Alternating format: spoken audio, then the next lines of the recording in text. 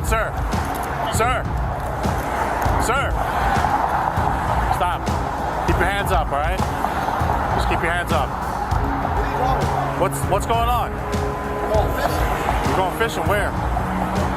Does it matter? Yeah. Where are you going fishing? Volano Beach. Volano Beach. Where's Volano Beach at? This way. And where are you coming from? It doesn't matter. Yeah. I'm walking to go fishing. Okay. All right, listen, I'm just going to secure your firearm for now. Do you have any ID with you? I Do don't you have any ID? consent. Okay. I don't consent to any search or seizures Okay, of my property. do you have an ID with you? 790.25, Section 3, Subsection H. Okay. Allows me to carry my firearm openly while going to and returning from fishing, hunting, or camping. Okay. And where exactly are you going fishing? I just said Volano Beach. Okay, and where are you coming from? It's not about where I'm coming. It's going yes, to it is. and returning from. Nope, it's while you... The encounter begins with tension already in the air. An officer rushes toward a man openly carrying a firearm while walking down a public roadway, immediately ordering him to stop and keep his hands visible. The citizen remains calm, explaining he is on his way to go fishing at Volano Beach. What follows is a familiar pattern seen in countless constitutional encounters across America. The officer repeatedly demands answers about where he came from, where he is going, and whether he has identification. But the man knows the law. Under Florida Statute 790.25 subsection 3H, openly carrying a firearm while traveling to or returning from fishing is lawful conduct. He calmly refuses consent to searches and explains that Florida's Stop and Identify statute only applies when a person is reasonably suspected of crime. From the very start, this interaction transforms into a real-time clash between constitutional rights and police assumptions. While you are... going. Yep. Not when you're going Why don't get your? I need your supervisor. All right, listen, where's your ID first? I don't have an ID. You don't have an ID? No. Okay. I'm not doing anything illegal. 901-151. I don't have to show ID unless I'm suspected of a crime, about to commit a crime, or have committed a crime. All right, listen, do me a favor, okay? Do me a favor. Don't reach for anything. I'm not. Don't reach for anything. I wasn't touching anything. You asked for my supervisor. Go ahead. Just hold on, all right?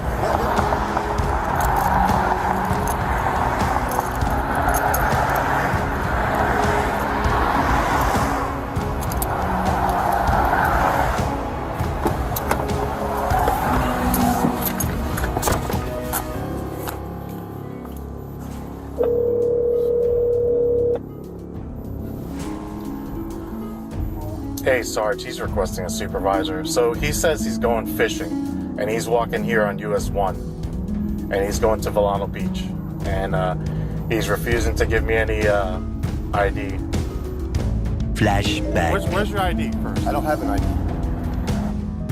You a goddamn. He's refusing to give me any ID. You a goddamn. As the conversation continues, the tension shifts dramatically. The officer attempts to reinterpret the statute, suggesting the firearm exemption only applies while actively fishing, not while traveling to the destination. But the citizen stands firm, calmly repeating the exact language of the law, going to and returning from fishing. He never raises his voice, never becomes hostile, and never loses composure. Instead, he requests a supervisor, understanding that accountability often begins with higher review.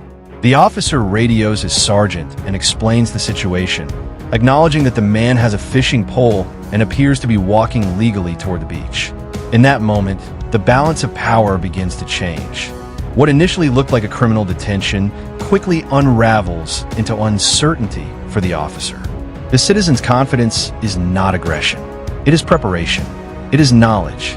And once the facts are reviewed, the encounter begins collapsing under the weight of constitutional reality. No, I stopped him right here. He was walking on the sidewalk.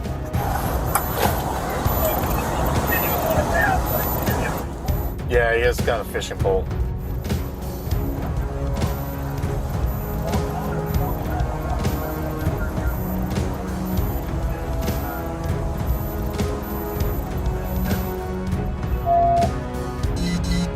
Yeah. Okay. Alright.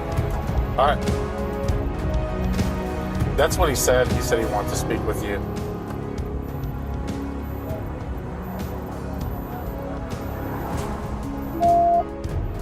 Okay. Alright, let me tell him that he's good to go, and then if he's good with that, then that's pretty much it. Alright, I'll let you know. Alright, bye-bye.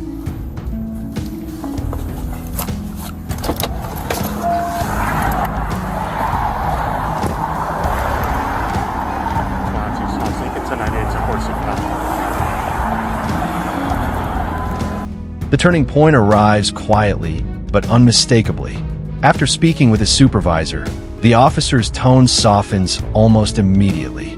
The questions become less confrontational, the commands disappear, and the reality of the situation becomes impossible to ignore.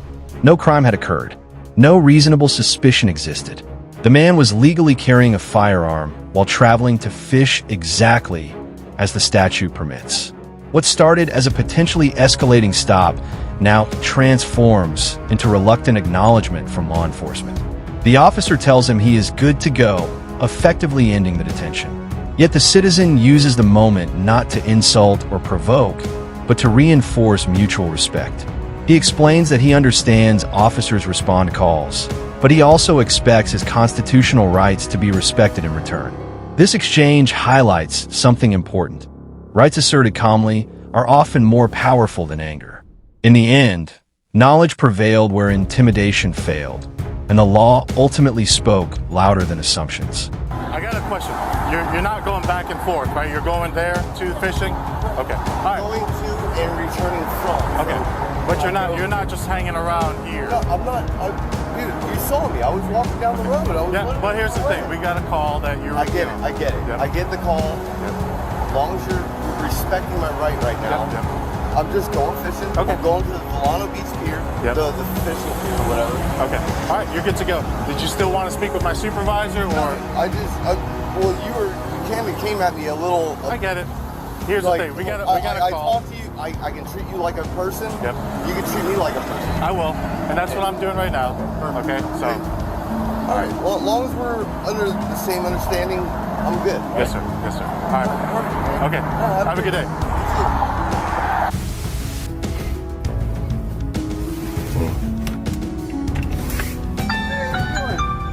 A second encounter soon unfolds, this time involving a legally parked vehicle on a public street. Once again, no crime has been committed. No law has been violated. The only issue is that a nearby resident felt uncomfortable seeing an unfamiliar car parked in the neighborhood.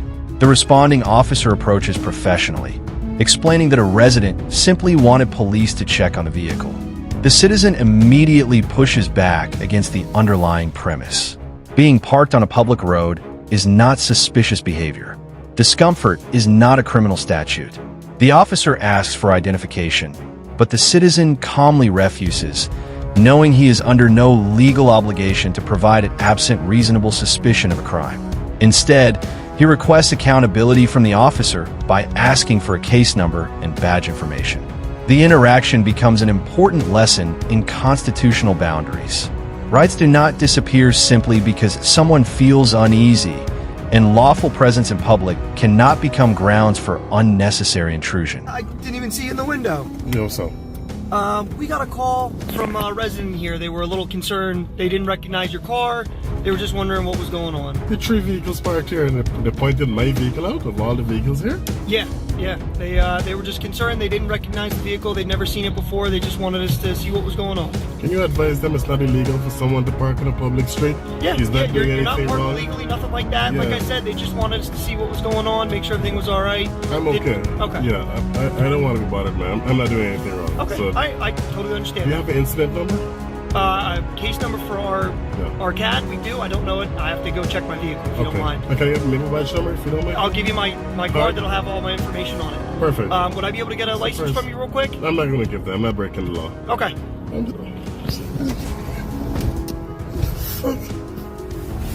Are these fucking people serious? What the hell today?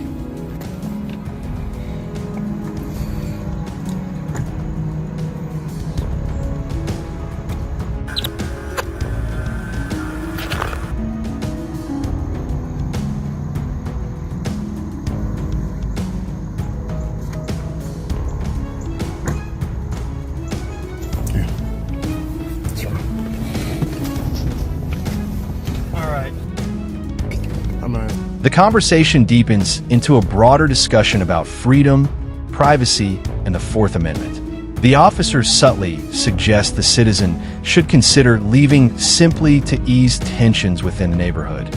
But the citizen refuses to surrender lawful ground for the sake of someone else's discomfort. He explains that constitutional freedoms include the right to travel freely, park legally, and remain unbothered unless an actual crime has occurred. More importantly, he proposes a different solution altogether: educate the caller rather than inconvenience an innocent person. That moment changes the tone entirely. The officer acknowledges repeatedly that the man is not breaking the law, and the interaction gradually shifts away from enforcement toward dialogue. Both individuals remain calm, controlled, and respectful throughout the exchange. No threats are issued. No unlawful orders are made. Instead, viewers witness what accountability and professionalism can look like when constitutional literacy enters the conversation from both sides. Okay, so this is all my information on the front of the card. My name, phone number, email are on here if you have any questions. All right. Back is going to be the case number for the incident. That's what we were asking for. All right. All right, so I see you're here from do you know somebody here? Any particular? I'm not going to answer any questions. Public street, public area. Anyone can be in any township at any point in time. Okay. So I'm not going to answer any questions. Okay. What exactly did they say? They just gave us the description of the vehicle. They just said it was tinted windows. They didn't see anybody inside. The vehicle wasn't running. They were just concerned, didn't know what was going on with it. So Who the hell could have called? Like, it doesn't make any sense. These people parked here around the same time I did. They're just watching at my car? That's crazy. That's the vehicle they gave us. And like I said, they just gave us a call. They were concerned. They didn't know what was going on or why they were here. They wanted us to come and talk with you, see if you wouldn't mind chatting with us, make sure everything was all right. That's crazy, man. All right, yeah. So, I mean, would you mind heading out of here? I don't know exactly what your plan was. Why would I need to get out of here? It's just making somebody uncomfortable. So they just Uncomfortable is not against the law. I understand it's not against the law. Good. Like I said, they gave us a call. They wanted us to talk with you, see if we could figure out what was going on, why you parked here. Let's try this approach. How about you inform the caller that this individual is not breaking? As the encounter nears its conclusion, the citizen continues standing firmly on principle. He refuses to explain why he is parked there because he understands that constitutional rights do not require justification. The officer ultimately agrees, assuring him that he will explain to the concerned residents that nothing illegal is taking place. The citizen encourages police to educate callers instead of repeatedly targeting lawful individuals simply because they appear unfamiliar. By the end, mutual respect replaces tension. The officer thanks him for remaining cooperative, while the citizen acknowledges the officer's professionalism. And that becomes the larger message woven through both encounters. Rights are most effective when exercised calmly, confidently, and lawfully. These moments are reminders that constitutional protections only remain strong when ordinary people understand and defend them. Recording interactions, remaining composed, and knowing the law can completely alter the outcome of police encounters. In both situations, the law ultimately prevailed not through force, but through education, patience, and accountability. They're in their car, they're on a public street, they have every right to be here, just as them and their families too. Leave him alone. Like It's simple as that. Like I told you, as soon as I came up, you're not parked illegally, nothing like that. They gave us a call. They wanted us to talk with you. That's I know, but you're asking me to head out because they're uncomfortable. Uncomfortable is not against the law. Neither is suspicion. I'm not breaking the law. There's no crime until there's a crime, right? And I'm not here to commit a crime. Okay. I'm here for a legit reason, and I'm just parked in a public street. Okay. So tell them just to leave me alone. I'm not bothering anyone. I'm not saying that you were. All I'm saying is they gave us a call about it. So you can tell them that. Okay. All right? Because some people need to mind their business. I'm not doing anything. I haven't done anything. Totally understandable. I get where you're coming from. So I mean, like I said, I understand you're not doing anything wrong. You're sitting in your car legally parked on the side of the road, public road. I get it. The only reason I asked if you wouldn't mind leaving was obviously, like I said, somebody was uncomfortable by it. I get that's not against the law, but I didn't know if you were willing to keep going with whatever it is that you had going on. I prefer to educate them rather than leaving. Educate them so that they'll know better next time if someone parks in the street to just leave them alone and observe. Okay. So educate them. I'm not gonna go. Okay. I'm not gonna give them that satisfaction. Okay.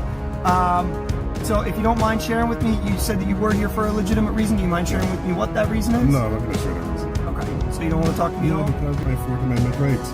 You see, Well, I'm not because of talking their with them about what your no. reason in it. It's just But because of their fears, I'm not gonna answer to someone else why I'm here if I'm not breaking the law. Right? The law allows me to travel freely, uninterrupted, right? And that includes parking too. So I just want to be uninterrupted.